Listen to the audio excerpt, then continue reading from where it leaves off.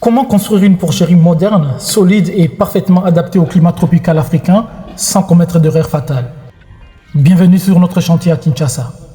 Aujourd'hui, je vous emmène sur le terrain pour vous montrer toutes les étapes techniques de la construction de notre nouveau bâtiment d'engraissement. Du terrassement jusqu'à la toiture, en passant par la plomberie, nous allons analyser le pourquoi et le comment de chaque choix technique. Et surtout, restez bien jusqu'à la fin de cette vidéo pour découvrir la liste complète des matériaux nécessaires ainsi que les prix total estimés en dollars pour ces bâtiments de 105 mètres carrés. Si vous voulez bâtir une structure durable en Afrique, vous êtes sur la bonne chaîne. Allons-y. Pour un bâtiment d'élevage, les secrets de la longévité se jouent sous nos pieds. Tout commence dès le départ. Pour obtenir une structure solide qui ne bougera pas avec le temps, il faut impérativement une bonne fondation. Comme vous le voyez sous ces images où l'on creuse le sol, nous n'avons pas négligé la profondeur des fouilles.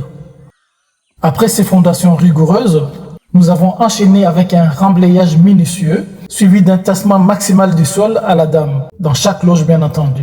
C'est capital pour éviter que le béton ne se fissure plus tard sous le poids des animaux. Observez bien ces niveaux. Nous créons une pente bien précise.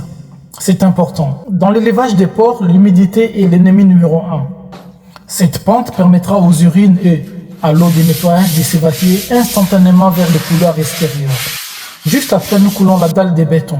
Et pour ça, je recommande minimum 15 cm d'épaisseur. Pas oublier que les porcs sont capables de casser ce béton.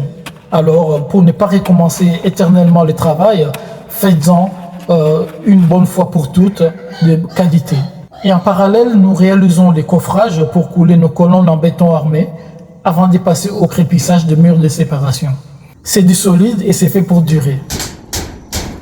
Passons maintenant à un élément vital pour l'hygiène et la rentabilité.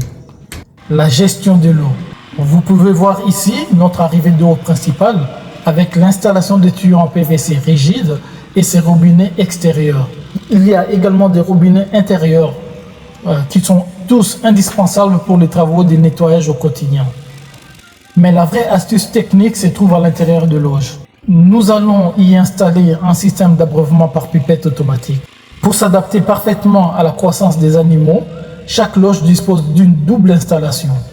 4 pipettes par exemple dans cette loge-ci, placées à seulement 20 cm du sol pour le niveau des porcelets. Et 2 pipettes placées plus haut en hauteur pour le niveau des adultes.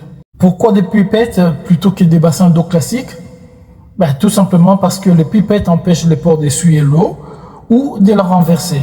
L'eau reste ainsi propre, les loges restent beaucoup plus sèches et cela réduit drastiquement les risques de maladies et les frais des vétérinaires. En plus de cela, les porcs auront accès à l'eau propre à tout moment. Maintenant, levons les yeux vers la toiture.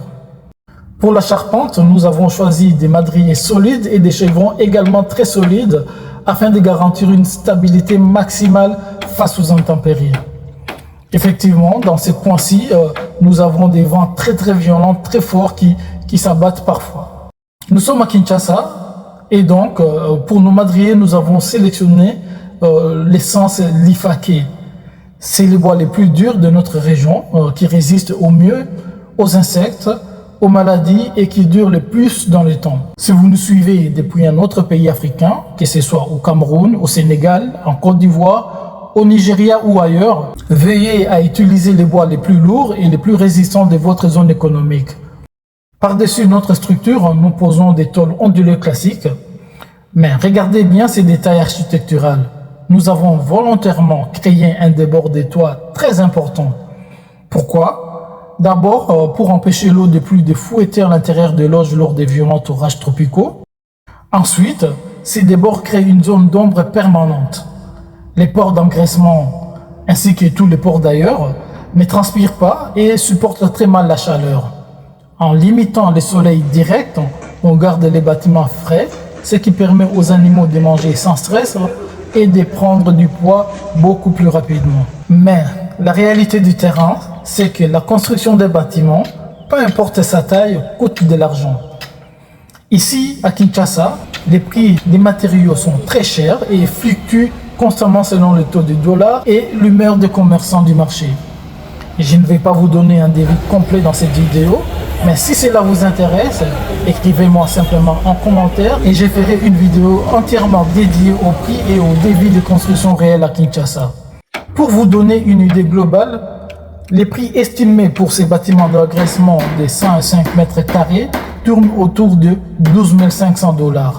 Pour réussir ces projets, voici une liste non exhaustive de ce qu'il faut prévoir. Il faut des tonnes de sable et des tonnes de caillasse, des centaines de sacs de ciment, des barres de fer, des étriers et du fil recuit pour les bétons armés, les bois de coffrage, les madriers en lifaqué, si possible, et les chevrons pour la charpente. Il faut exactement 65 pièces de tôle ondulée et le clou de tôle adapté. Toute la plomberie, tuyaux PVC, coudes, manchons, thé, robinet et les pipettes. Et enfin, des portes métalliques bien solides pour sécuriser chaque loge. Avec cette liste, vous comprenez vite pourquoi les prix peuvent rapidement grimper.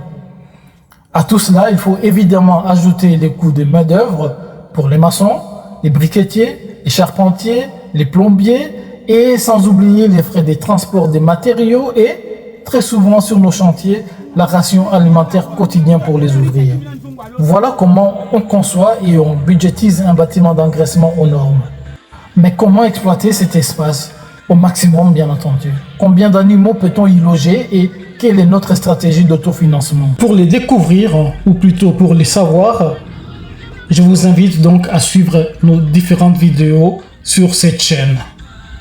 Si vous avez aimé cette vidéo technique, laissez un pouce bleu, partagez-la, abonnez-vous à la chaîne et activez la cloche des notifications pour suivre toute l'aventure.